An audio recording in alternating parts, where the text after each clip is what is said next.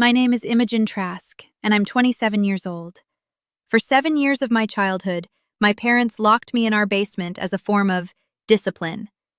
Not for minutes, for hours, sometimes for entire days. They called it the prayer room. They told the church it was where they sent their daughter to reflect on her behavior. They told themselves they were raising me right. And the community, the neighbors, the church members, the women who brought casseroles to potluck dinners, believed every word of it because my father, Vernon Trask, was a respected elder at Cornerstone Faith Fellowship. And you don't question respected elders in small towns where the church owns the only stained glass window for 40 miles. What my parents forgot was that one person had been inside our house during one of those punishments.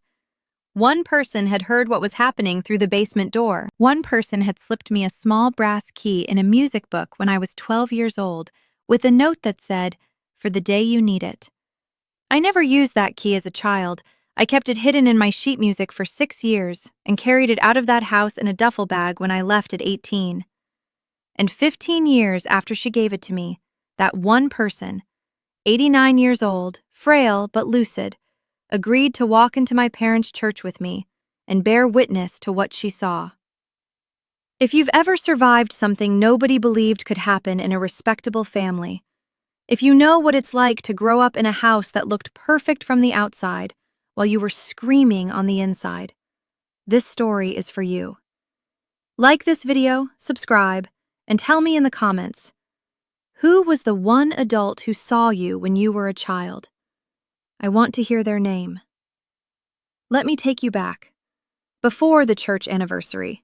Before the key. Back to a basement in a town called Black Mountain, where I learned that the people who claim to love you are sometimes the people you have to survive. I grew up in Black Mountain, North Carolina, a small town just east of Asheville, tucked into the Blue Ridge Mountains. The kind of place that gets called charming by tourists and tight by the people who actually live there. Population around 8,000, 3 traffic lights, 2 grocery stores, 11 churches. Our house was a brown brick split level on Painter Road, set back from the street with a long gravel driveway and a row of azaleas my mother pruned twice a year with surgical precision. From the outside, it looked like every other house in the neighborhood. White trim, 2-car garage, an American flag on the porch from May through September. Inside, it looked like a church catalog. Crosses on every wall, scripture verses framed in the hallway, a King James Bible on the coffee table that nobody read but everybody made sure was visible when guests came over. My father, Vernon Trask, owned a hardware store on State Street called Trask & Son. The son was aspirational, since he didn't have one. He'd inherited the store from his father in 1991 and run it ever since. Vernon was tall, lean, with the kind of weathered face that looked stern even when he was smiling. He wore button-down shirts every day of his life, even on weekends. He had a Bible verse for every situation and the unshakable confidence of a man who had never once been told he was wrong. He was an elder at Cornerstone Faith Fellowship, the largest church in Black Mountain, founded in 1974 by a small group of families that included his father and grandfather. The Trask name was on the founding plaque in the church lobby. Vernon took that legacy seriously. He served on the building committee. He led the men's prayer breakfast on Saturday mornings. He gave the welcome announcements one Sunday a month in a voice that filled the sanctuary without needing a microphone. People in Black Mountain respected Vernon Trask. They trusted him. When their kids got into trouble, they sent them to talk to Vernon, because Vernon would set them straight. When marriages were struggling, couples asked Vernon to pray with them. He had a reputation for being firm but fair, devout but practical, the kind of man you wanted in your corner when life got hard. Nobody saw what he was like inside his own house. That's the thing about respected men in small towns. The respect creates a wall, and the wall creates privacy, and privacy creates a place where things can happen that nobody is allowed to see. My mother, Marlene Trask, was Vernon's wife in the most complete sense of the word. She had no identity outside of him. She'd married Vernon at 22, immediately after a year at a Bible college in Tennessee, and she'd been Mrs. Vernon Trask for 32 years by the time I was old enough to understand what marriage looked like. She didn't work. She didn't drive much. She managed the house, managed the meals, and managed me, but always under Vernon's supervision and always according to Vernon's standards. If Vernon said the chicken was undercooked, the chicken was undercooked. If Vernon said I'd been disrespectful, I'd been disrespectful. Marlene didn't disagree with Vernon. I'm not sure she remembered how.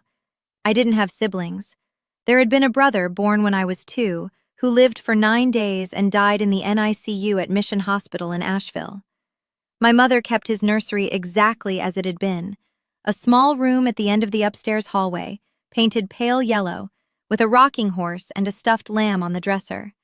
The door was always closed. I was not allowed inside. His name was Caleb.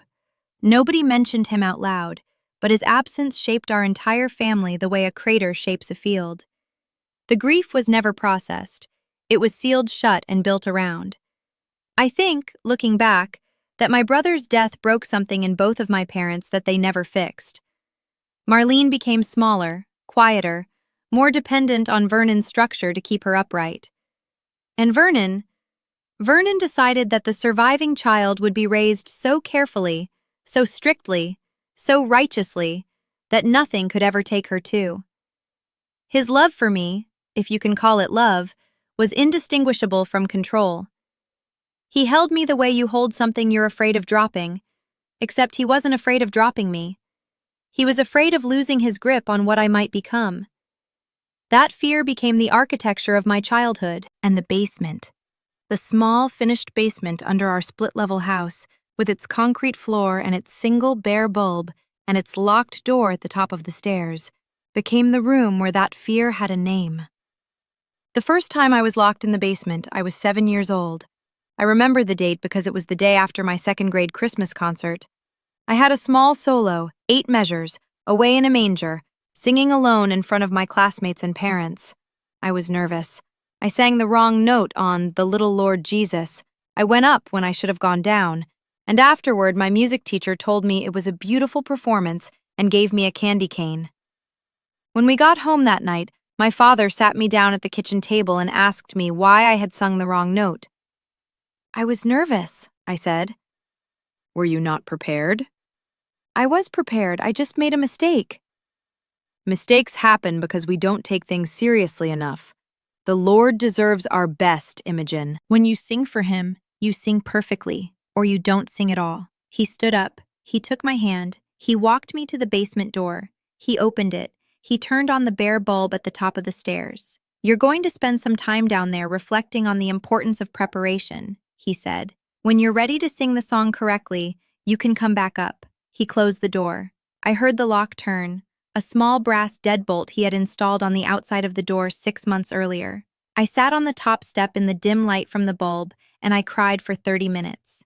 Then I walked down the stairs into the cold concrete room, and I sang Away in a Manger to the empty space, alone, until my voice was hoarse and my throat hurt, and I didn't know what time it was anymore. He let me out 3 hours later. He hugged me. He told me he loved me. He told me the discipline was for my own good, and I believed him. Because I was 7 years old, and he was my father, and the world was made of whatever he said it was made of. The Christmas concert wasn't the only time, it was the first. After that, the basement became a regular part of my childhood, a tool my father reached for whenever he decided I needed correction. The reasons varied. Talking back, forgetting to clear my dinner plate, asking a question during one of his lectures, crying when I wasn't supposed to cry, not crying when he thought I should. The rules changed depending on his mood, but the punishment was always the same. The walk down the hall, the opening of the door, the turn of the deadbolt, the dim bulb, the concrete floor. I want to be precise about this because precision matters. The basement wasn't a dungeon. It was a finished basement with carpet on half the floor and concrete on the other half, a folding chair my father had placed by the wall, and a small window near the ceiling that was painted shut. There were no toys, no books, no clock, just the chair, the bulb, and the silence. Sometimes I was down there for an hour, sometimes for the entire day, from after breakfast until after dinner. The longest stretch was 26 hours when I was 11, after I'd been caught reading a library book about Greek mythology that my father said contained false gods. He took the book. He locked me in the basement before lunch on Saturday. He let me out after Sunday morning church, telling me I'd missed the service because I'd chosen books over the Lord. I learned to ration my own water. I learned to use a corner of the basement near the drain when I couldn't hold it anymore.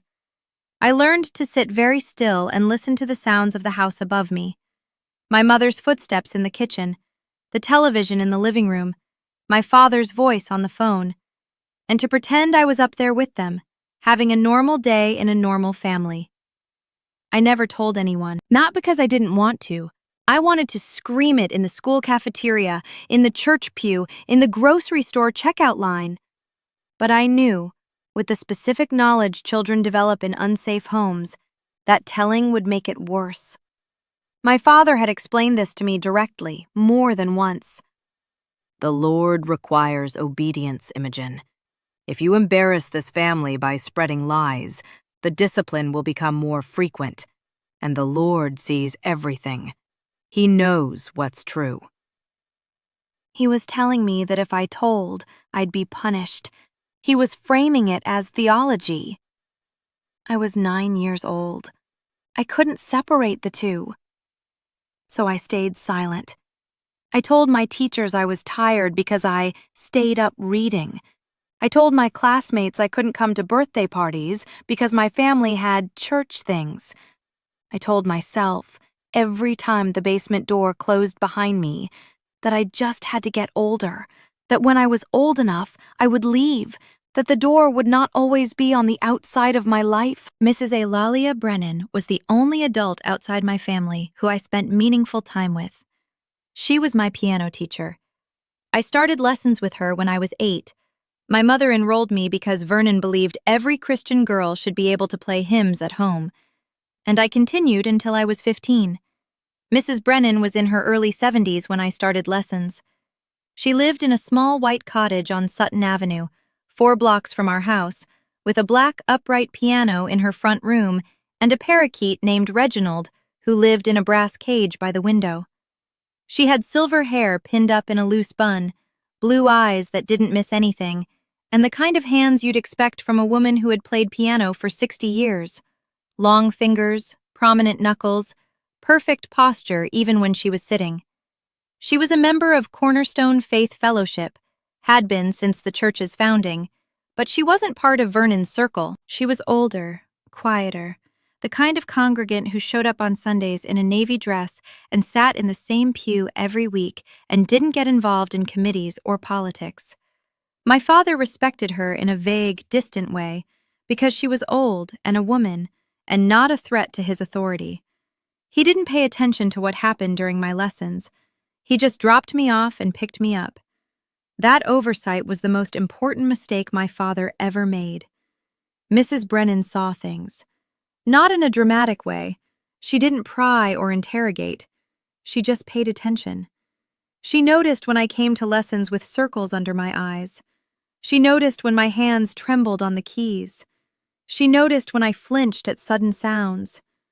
She noticed when I went very, very quiet. The specific quiet of a child who has learned that being noticed is dangerous. She didn't ask me about it directly. Not at first. She just made the cottage on Sutton Avenue into the safest place I knew. Lessons were 30 minutes long, but she let me stay for 45, sometimes an hour. She gave me cookies, ginger snaps from a tin she kept on top of the piano. She told me stories about her own childhood, growing up in Roanoke, Virginia, the daughter of a preacher who had been kind in the way preachers are sometimes not. She let me play music that wasn't hymns. She introduced me to Chopin and Debussy and Eric Satie. She told me that music was a place where I could be honest in a language that nobody else in my family spoke. I loved her. I loved her in the desperate, total way that abused children love the one safe adult in their world. I would have done anything she asked. But she never asked me for anything. She just kept the door open, and the ginger snaps stocked, and the bench on the right side of the piano available for me to sit on every Tuesday and Thursday afternoon for 7 years. The day Mrs. Brennan came to our house was a Tuesday in October when I was 12. I had a recital coming up at the church, and Mrs. Brennan had offered to come over to help me practice on our home piano, a small spinet in the formal living room that we never used for anything except show. My mother agreed because it was Mrs. Brennan, and saying no would have been rude. Mrs. Brennan arrived at 4 p.m. We practiced for 45 minutes.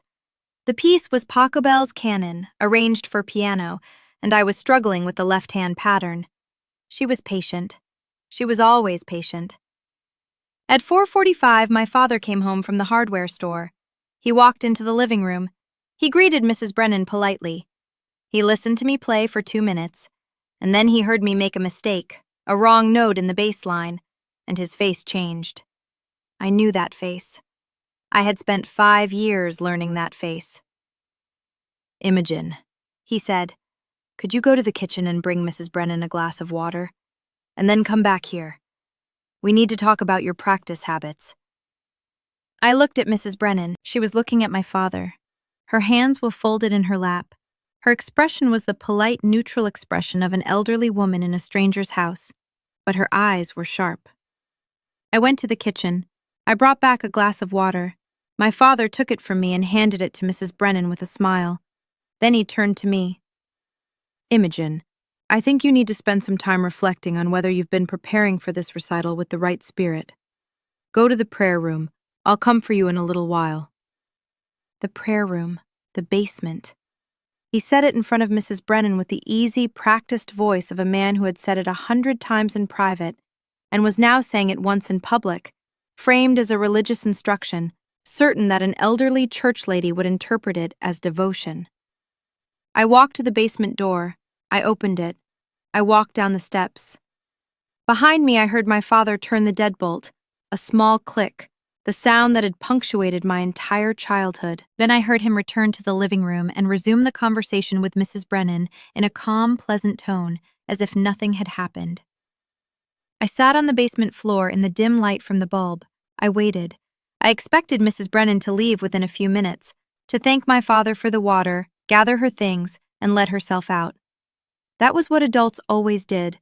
They saw the surface, accepted the explanation, and went home. But Mrs. Brennan didn't leave for 40 minutes. I know because I could hear her. Through the basement door, through the floor, I could hear the muffled sound of her voice in the living room.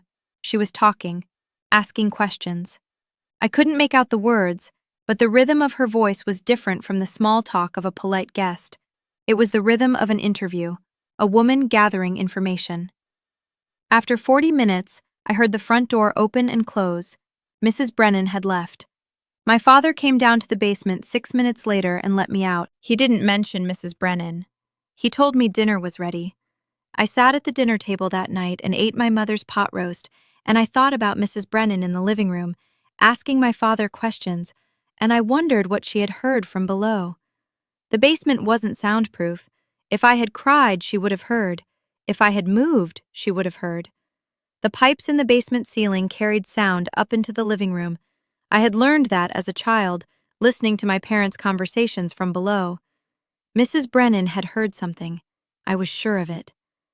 The next Tuesday at my regular lesson, she handed me a new piece of sheet music, Schumann's Of Foreign Lands and Peoples, from Scenes from Childhood. She told me to practice it for the next 2 weeks. Then she said something else. "Imogen, would you take the music home and put it somewhere safe? Not where your father might look. Somewhere only you would know." I looked at her. She held my eyes for a long moment. "Yes, ma'am," I said.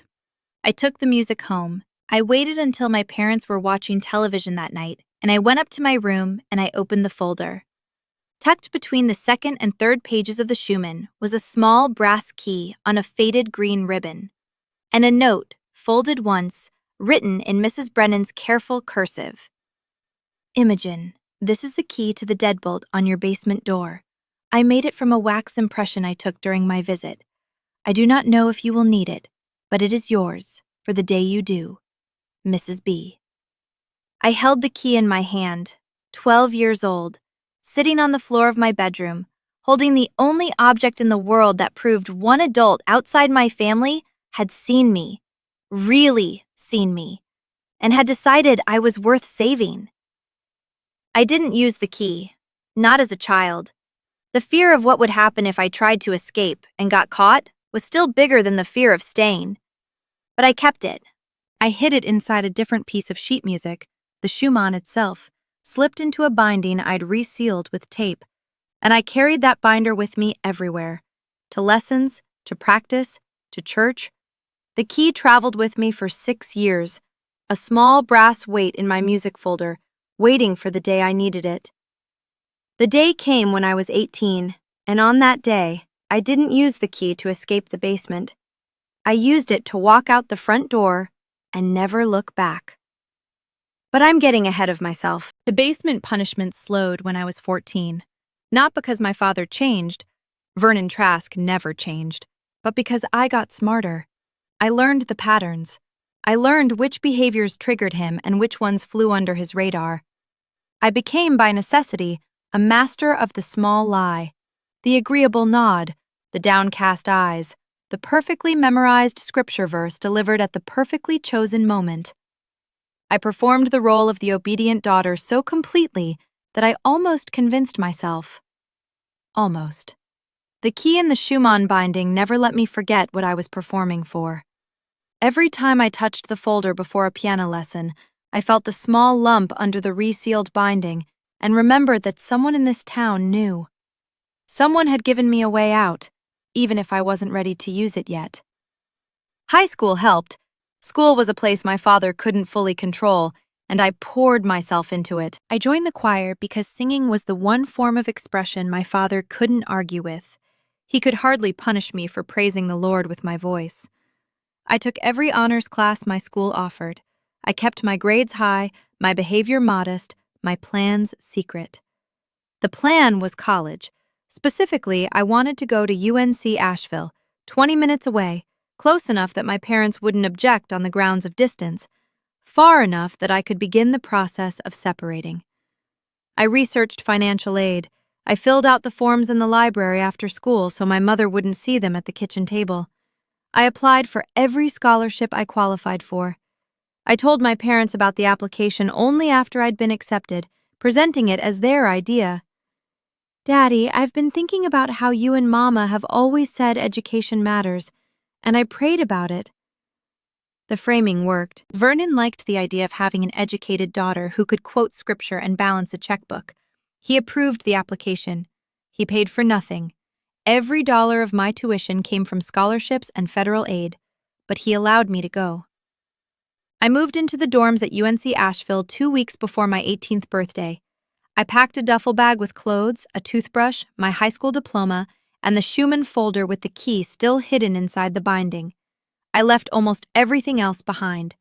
The clothes my mother had picked out for me, the Bible my father had given me on my 16th birthday with verses underlined in his handwriting, the framed cross-stitch from my grandmother that said, "As for me and my house, we will serve the Lord."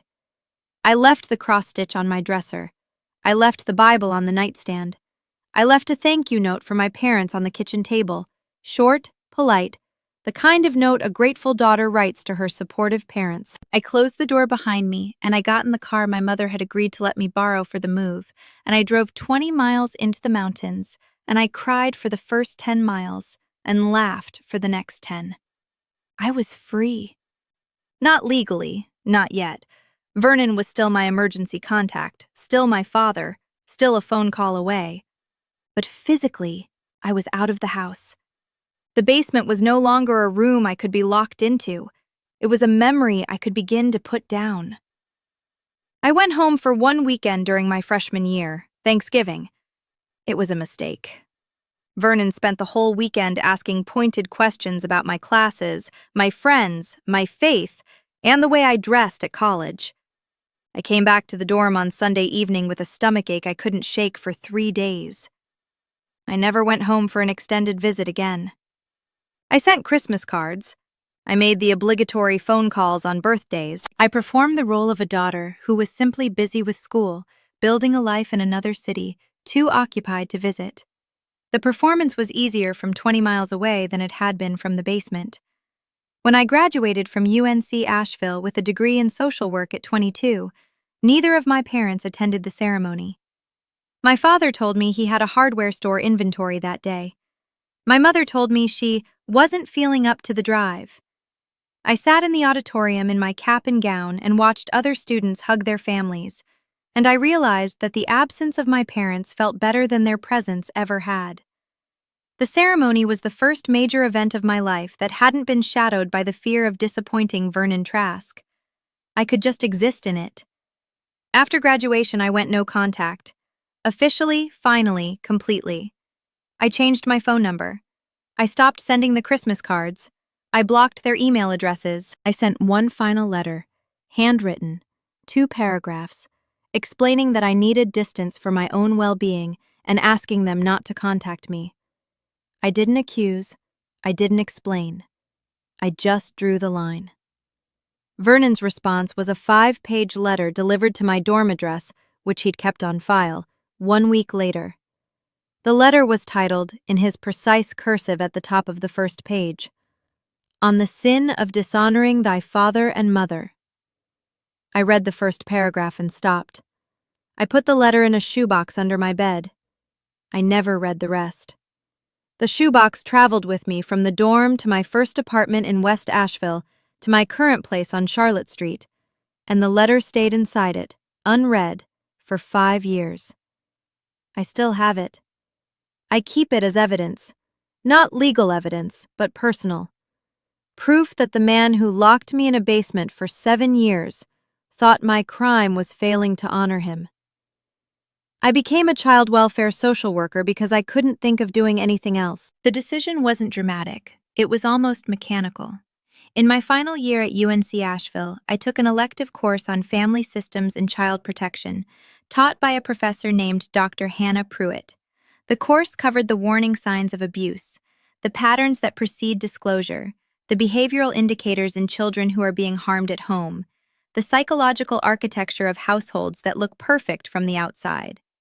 I sat in that classroom and I watched a slideshow of indicators: withdrawal, hypervigilance, difficulty trusting authority, compulsive politeness, flinching at sudden movements, inability to ask for what you need, compulsive control over the environment as a coping mechanism.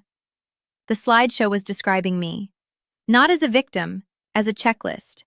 I was a textbook case. I had been sitting in classrooms my entire life, and no teacher had ever recognized the checklist because Vernon Trask was a respected man, and Trask & Son Hardware was on State Street, and the Trasks went to Cornerstone Faith Fellowship every Sunday in the second pew from the front. The checklist was invisible because the family was respectable. I finished Dr. Pruitt's course with a 4.0 and a clear plan. I applied for a graduate program in social work the following year. I got my master's at UNC Charlotte. I came back to Asheville and took a job at the Buncombe County Department of Family Services. I became a child protective services investigator, the person who knocks on doors when neighbors call, when teachers report concerns, when a child shows up at school with bruises that don't match the explanation. I was good at it. Not because I was naturally talented, because I had been trained from age 7 by a master of household concealment. I knew where the lies hid. I knew what to look for in the parents' faces, in the children's posture, in the small details of a household that didn't add up. I knew the difference between a child who was nervous because a stranger was in the house and a child who was nervous because a stranger might leave and the door would close again. In 4 years on the job, I've placed 23 children in protective custody. 23. Some of them came back to their families after the parents completed services. Some of them didn't. I keep photographs of the ones who made it out, anonymous photos, just the houses they ended up in, the safe places where they could finally exhale. I keep them in a folder on my desk. Beside the folder is a small frame, empty for now. I've been waiting to put something in it. I knew, even as I built my career, that I was doing the work as a kind of substitute for the rescue I never got. I couldn't go back and save the 7-year-old in the basement, but I could be the adult who showed up for someone else's 7-year-old. It wasn't a complete healing, but it was something. What I didn't know, what I couldn't have predicted, was that the woman who had given me the key when I was 12 was still alive. 89 years old, living in an assisted care facility in Hendersonville, half an hour south of Asheville, carrying her own version of the same wound I'd been carrying for 15 years. I found out about Mrs. Brennan in March of this year, and finding her changed everything. I found Mrs. Brennan because of a piece of music. I was unpacking a box in my apartment on Charlotte Street, a box that had moved with me 3 times since college without being opened. Inside were the contents of my old music folder, sheet music from years of lessons, recital programs, a pencil with the eraser chewed off, and the Schumann. The Schumann was still in its original binding. The brass key was still hidden inside, where I'd taped it back in 2010. I'd checked on it twice over the years, just to make sure it was still there, but I hadn't taken it out. The key represented something I wasn't ready to handle. It belonged to a version of me I had spent a decade trying to outgrow. But that night in March, sitting on my apartment floor with the Schumann in my lap, I felt something shift. I wasn't 12 anymore. I wasn't 18. I was 27, with a career built on the skill of recognizing what other people refused to see. And the woman who had given me that key was almost certainly still alive. Mrs. Brennan had been 74 when I was 12, which would make her 89 now. Plenty of people lived to 89. I opened my laptop. I searched for Eulalia Brennan in Buncombe County. Nothing. I searched in surrounding counties. A hit. Hendersonville, in Henderson County, 25 minutes south of Asheville. The result was for a resident at a facility called Linden House Assisted Living. The website showed photos of the facility, a converted Victorian on Church Street, manicured gardens, a sunroom with white wicker chairs.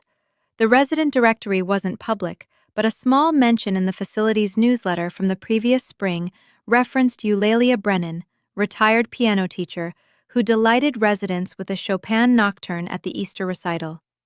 It was her. It had to be her. I called Linden House the next morning. I introduced myself as a former student. I asked if Mrs. Brennan was accepting visitors.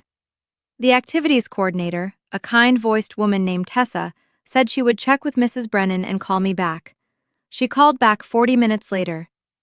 Mrs. Brennan would love to see you, Imogen. She said your name twice when I told her, and she said, I've been waiting for that one.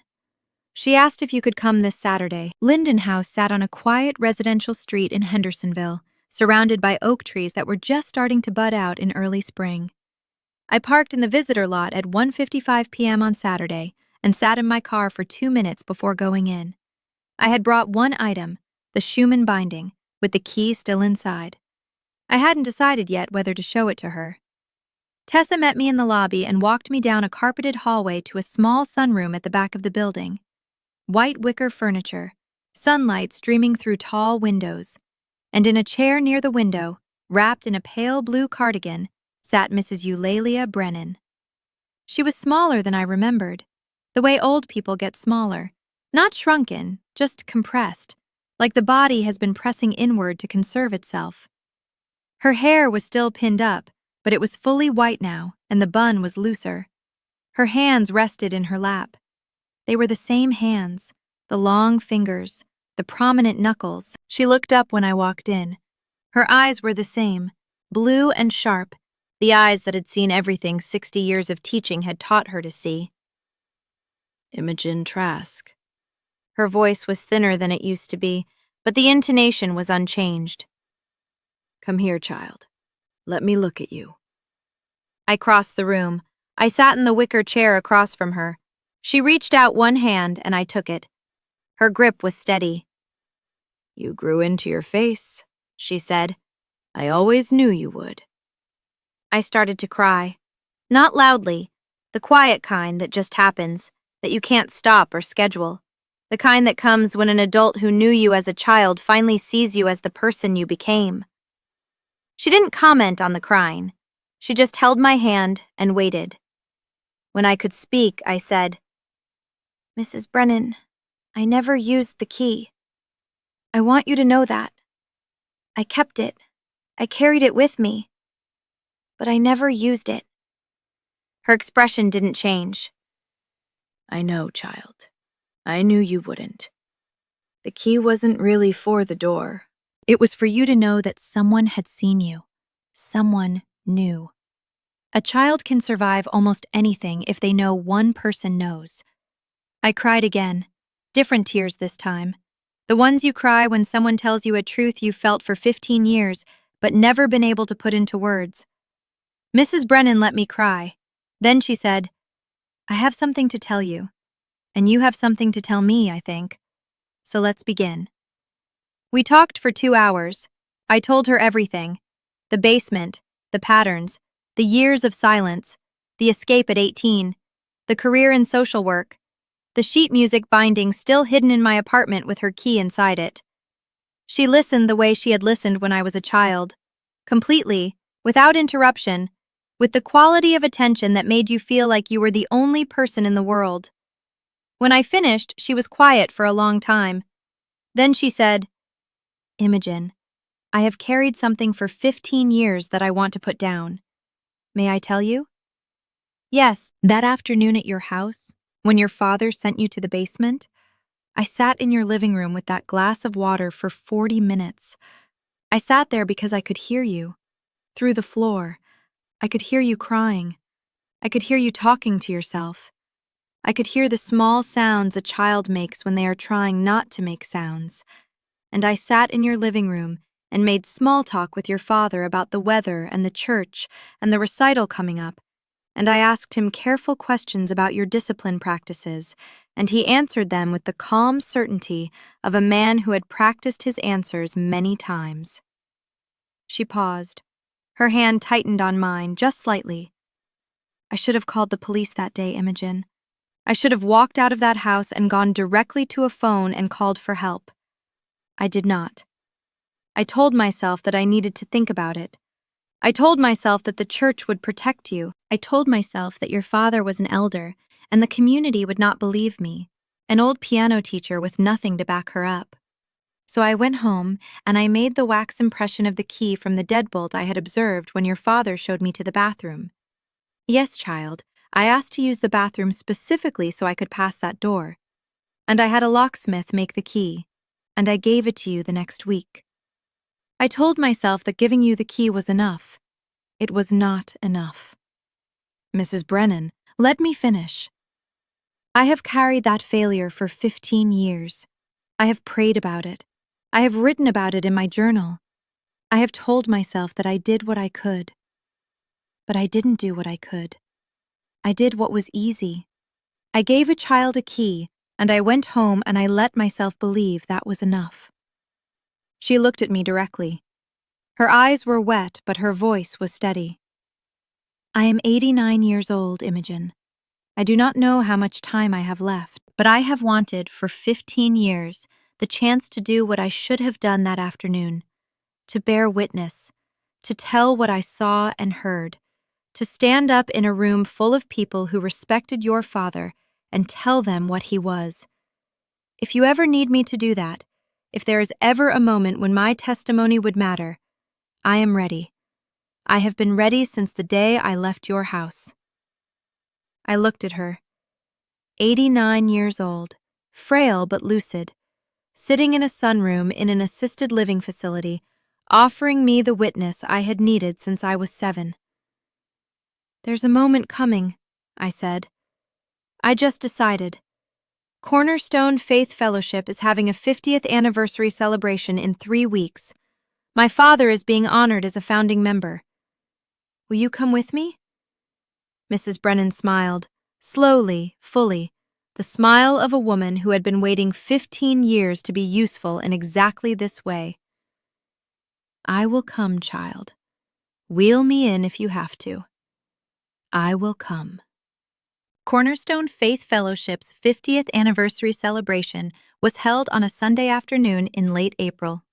The church hall, a large rectangular fellowship room attached to the sanctuary, with linoleum floors and stackable banquet chairs and a small stage at one end, had been decorated for the occasion. White tablecloths, a banner across the back wall reading 50 Years of Faith, 1974 to 2024. A long table near the entrance with framed photographs of founding members, including a portrait of my grandfather, Wendell Trask, who had died before I was born. Another long table held a sheet cake decorated with the church logo in icing. I had not been inside Cornerstone Faith Fellowship in 9 years. Walking through the front doors at 1:45 p.m. that Sunday felt like walking into a museum of my own childhood. The same sanctuary, the same hymnals, the same smell of varnished wood and old carpet, and the faint, layered perfume of women who all wore the same brand of drugstore floral cologne. I was wearing a navy dress, conservative cut, the kind of dress that wouldn't draw attention. I had pulled my hair back into a low knot. I looked, deliberately, like a woman who belonged at a church anniversary celebration. Nobody recognized me at first. I had been gone 9 years, and I had been a quiet child to begin with, the kind of girl who blended into the second pew without distinguishing herself. Mrs. Brennan was beside me in a wheelchair I had picked up from Linden House that morning. She wore a lavender dress and a small string of pearls, and she had insisted on doing her own hair. The silver bun was perfect. Tessa, the activities coordinator, had helped me load the wheelchair into my car and had pressed a small bag into my hand containing Mrs. Brennan's medication, a water bottle, and a folded handkerchief. "She's been talking about today all week," Tessa told me. "Whatever she's doing, I hope it goes the way she needs it to." I wheeled Mrs. Brennan into the church hall at exactly 2 p.m. The ceremony was scheduled to begin at 2:15. The room was already filling up, maybe 70 people, with more arriving in clusters through the side door from the parking lot. I positioned Mrs. Brennan near the back of the room, beside an empty chair I took for myself. From this position, I could see the entire hall, the stage, the banquet tables, the founding members' display, and the front row where the honorees were seated. I saw my parents. Vernon was in the front row, second seat from the aisle. He was wearing a charcoal suit and a maroon tie. His hair was grayer than the last time I'd seen him, almost fully silver now, but his posture was the same. Spine straight, hands folded in his lap.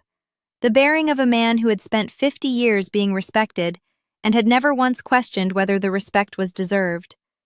Marlene was beside him in a pale green dress with a cameo brooch at the neckline. She was thinner than I remembered, smaller. Her hair was set in the same style she'd worn since I was a child, short, curled, sprayed into immobility. She was looking at her hands. Neither of them saw me. The room was crowded, the lighting was dim, and Mrs. Brennan and I were in the back near the side wall. We were invisible. For now. Pastor Daniel Reeve took the stage at 2:18 p.m.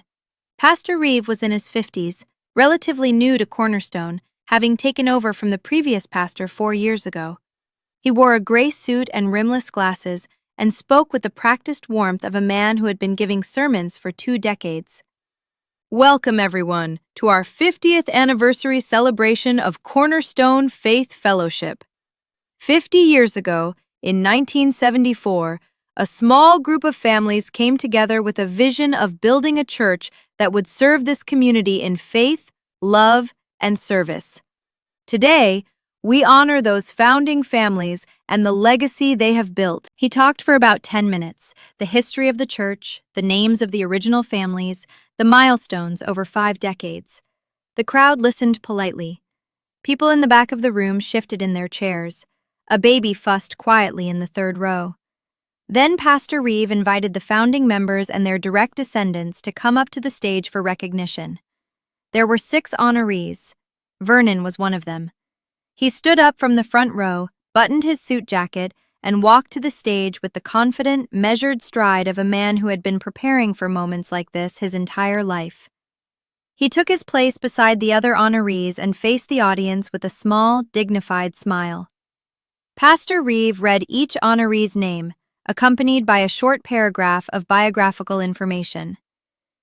Vernon Trask, son of founding member Wendell Trask. Vernon has served as a church elder for 28 years, led the Saturday men's prayer breakfast for 15 years, and has been a steady, devoted leader in our congregation. He and his wife Marlene have been married for 32 years and are pillars of this community. Polite applause. Vernon nodded once in acknowledgement. I looked at Mrs. Brennan. She was watching the stage with an expression I couldn't fully read. Calm, intent. the expression of a woman who had been waiting for exactly this moment for 15 years. I leaned toward her. "Are you ready?" "I have been ready, child." I stood up. I walked along the side wall toward the front of the room, slowly, not drawing attention, just a woman moving through a crowded hall. When I reached the side of the stage, I caught Pastor Reeves' eye as he was concluding his remarks. He paused, surprised. I motioned for him to come down. He stepped off the stage. I spoke quietly. "Pastor Reeve, my name is Imogen Trask. I'm Vernon Trask's daughter. I haven't been to this church in 9 years, but I'm here today, and I have something I need to say. I'm asking you for 2 minutes at the microphone. I won't be inappropriate, I won't shout, but I need to speak." Pastor Reeve looked at me. Then he looked at the stage where Vernon was still standing among the honorees. Then he looked back at me. His face showed the precise expression of a man whose pastoral instincts were telling him that something significant was about to happen, and that the right thing to do was let it happen. 2 minutes, he said. "If it gets out of hand, I will have to step in." Understood. He returned to the stage. He spoke into the microphone. "Before we close the recognition portion, I'd like to invite Vernon Trask's daughter, Imogen, to come up and say a few words about her family's legacy." "Imogen?" The room turned to look at me. I felt my mother see me first. A small, sharp intake of breath from the front row. Then my father saw me. His expression cycled through 3 emotions in 2 seconds: confusion, recognition, and then the careful, controlled neutrality of a man who has decided not to react until he understands the situation. I walked to the stage. I climbed the 3 steps. I took the microphone from Pastor Reeve. I stood beside my father, the man who had locked me in a basement for 7 years of my childhood, and I faced the congregation. "Thank you, Pastor Reeve. My name is Imogen Trask. Many of you knew me as a child. I sang in the choir. I went to Sunday school in the room down the hall. I was the quiet girl in the second pew with my mother and father every Sunday morning." A few nods in the audience. I saw an older woman near the middle, Mrs. Patterson, who had been my Sunday school teacher when I was 8, squint at me with the look of a woman trying to place a face she half recognized. "I haven't been back to this church in 9 years. I want to tell you why." The room was quiet now. The polite, drifting attention of an anniversary celebration had sharpened into the focused stillness of people who can sense that something unscripted is happening. When I was a child, my father had a practice he called discipline. When he believed I needed correction, he would lock me in the basement of our house on Painter Road. He called it the prayer room. He used a deadbolt he had installed on the outside of the door. The first time he did it, I was 7 years old. The last time was when I was 14. Over those 7 years, I spent hundreds of hours alone in that basement, sometimes for an hour, sometimes for an entire day, once for 26 hours. I did not look at my father. I did not need to. I could feel the room shift around me, the collective intake of breath, the small movements of 70 people processing what they were hearing. In the front row, my mother covered her mouth with one hand. I could see the tremor. "I never told anyone as a child. I was afraid. My father told me that telling would be a sin against the Lord and against the family. I believed him. I was a child. I believed everything he said." Pastor Reeve was standing very still beside me. He had not stepped in. His face was set in an expression of deep, alert listening. The face of a pastor who had walked into more pain than he expected and was trying to absorb it without flinching. "I want to tell you about one person, just one, because this story isn't about my father ultimately. It's about her." I reached into my pocket. I took out the brass key on its faded green ribbon. I held it up so the room could see. When I was 12 years old, my piano teacher came to our house to help me prepare for a recital. Her name was Mrs. Eulalia Brennan. Many of you knew her. She was a member of this church for over 40 years. She sat in the back, wore a navy dress, kept to herself. I saw recognition move through the room. Several older members nodded. Mrs. Patterson's eyes went wide. During that visit, my father sent me to the basement.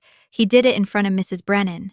He framed it as religious discipline. He believed she would accept it the way the rest of the community accepted his version of who he was. He believed she would go home and forget about it. I took a breath. Mrs. Brennan did not forget. She sat in our living room for 40 minutes after my father locked me in the basement, listening through the floor to a child she could hear crying. She made small talk with my father. She memorized the deadbolt on the basement door. She went home. She had a locksmith make a copy of that key from a wax impression she had taken when she asked to use our bathroom. And the next week, at my piano lesson, she gave me this key, with a note that said, "For the day you need it." I held the key higher. I never used this key as a child. I was too afraid. But I kept it. I hid it inside a piece of sheet music, Schumann, of Foreign Lands and Peoples, from Scenes from Childhood.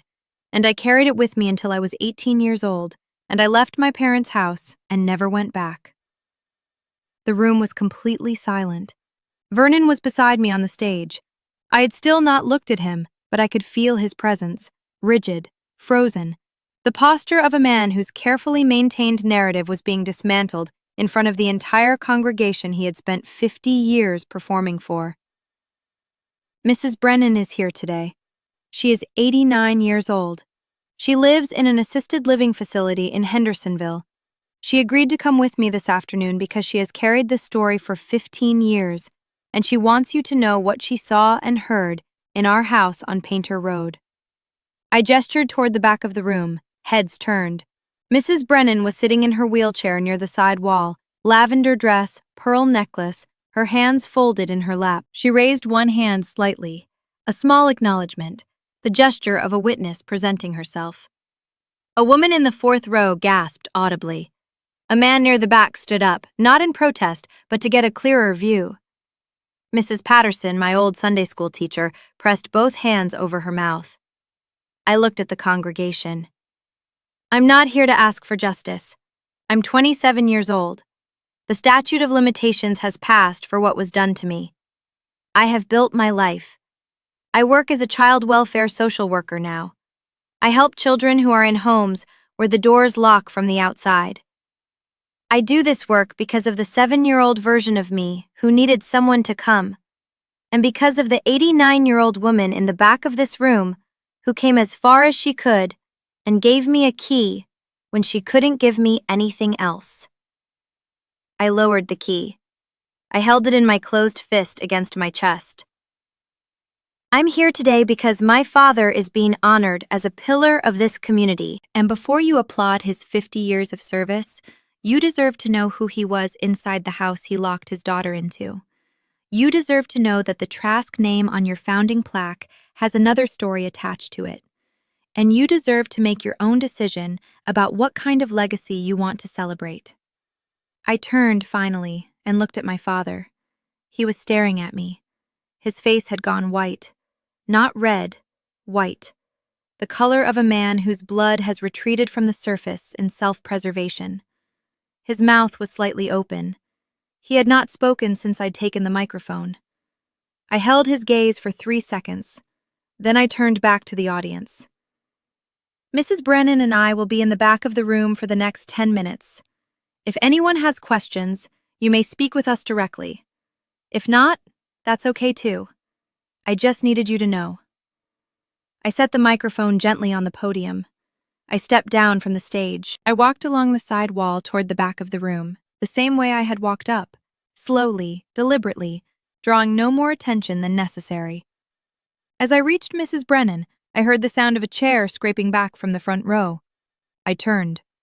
Marlene was standing. Her hand was extended toward me, across the rows of stunned people, across the distance of 9 years, across 32 years of being Vernon Trask's wife. Imogen, she started. I did not move toward her. I did not move away. I just stood beside Mrs. Brennan's wheelchair and let the gap between us speak for itself. Marlene's hand stayed in the air for a moment. Then it dropped. She sank back into her seat.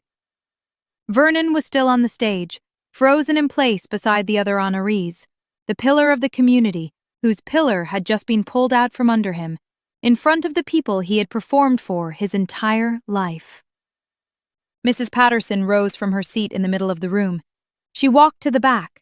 She approached me with both hands outstretched. Imogen, sweetheart, I taught you in Sunday school.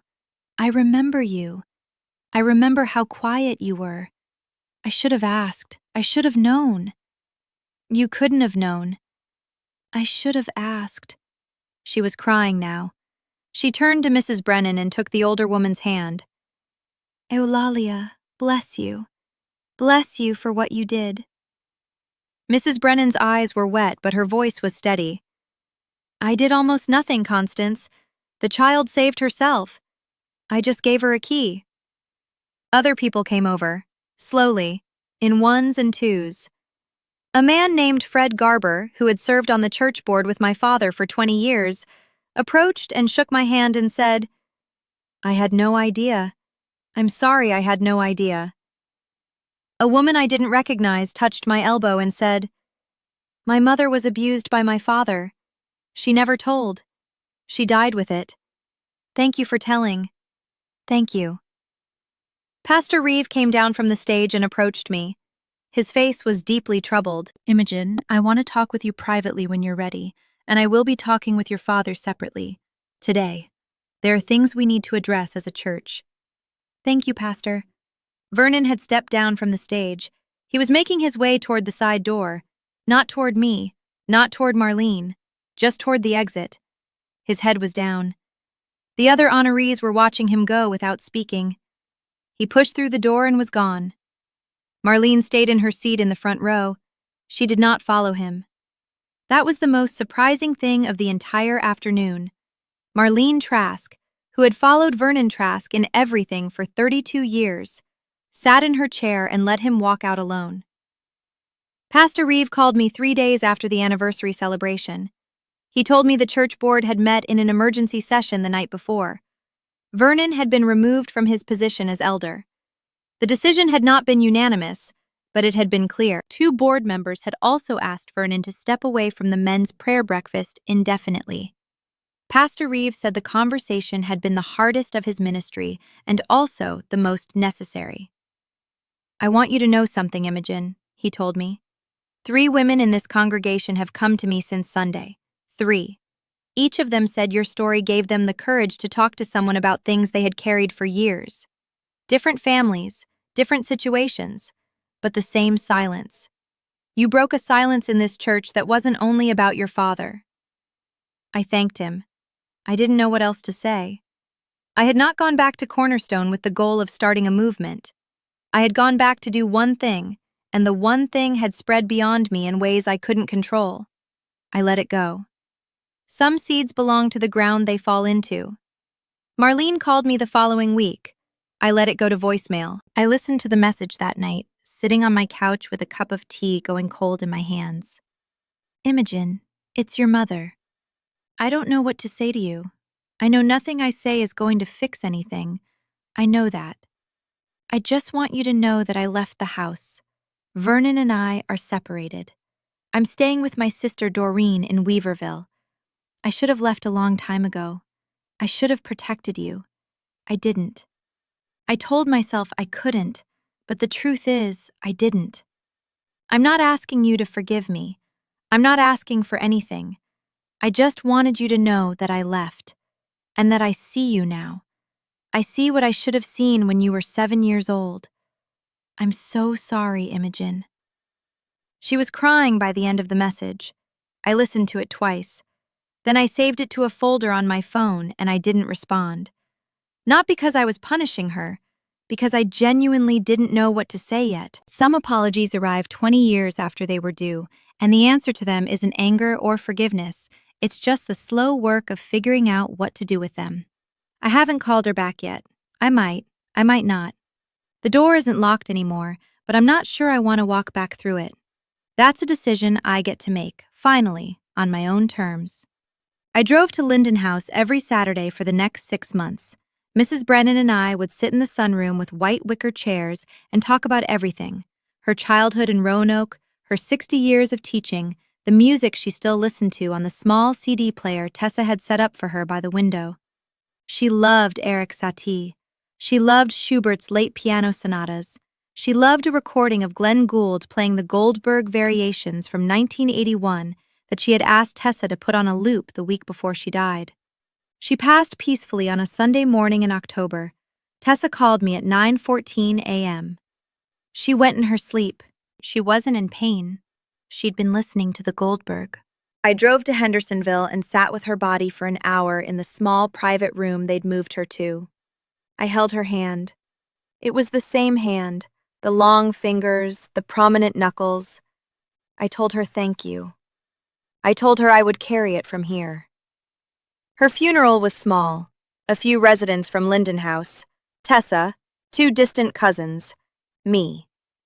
I gave a short eulogy, 3 sentences, and one of them was, "She gave me a key when I was 12 years old, and that key was the reason I survived a childhood she could not enter and could not stop.